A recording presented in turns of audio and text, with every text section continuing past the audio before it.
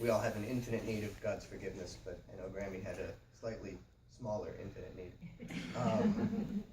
And I was kind of thinking about a week ago when she died, I'm sure the first thing she heard was, "Where you been?"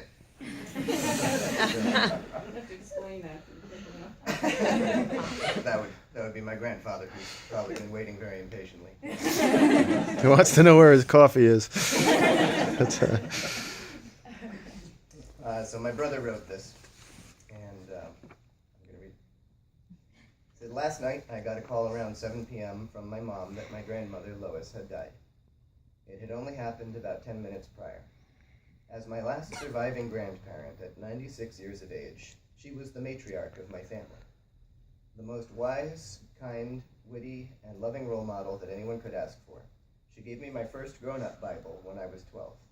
The last time I saw her, she was encouraging me to not give up on my plans to become a doctor. I don't feel sad for her, only for myself and my family because we will miss her. It will be a long time before we see her again, but see her again we will. She was not, nor is anyone in my family, afraid of death.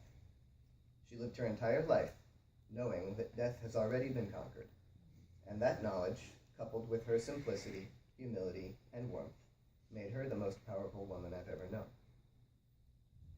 The name Lois is mentioned only once in the scriptures.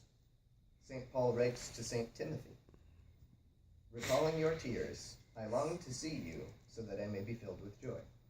I am reminded of your sincere faith, a faith that lived first in your grandmother, Lois, and in your mother, and now I am sure lives in you.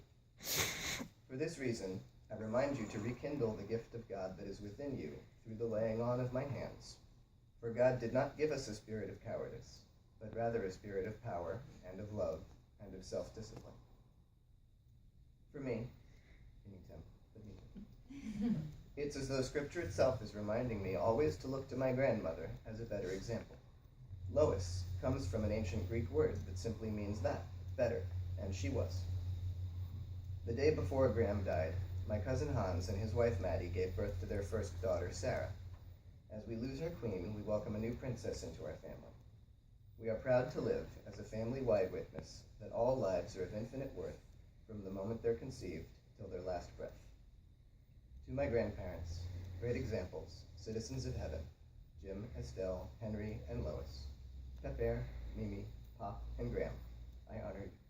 Timothy Brown."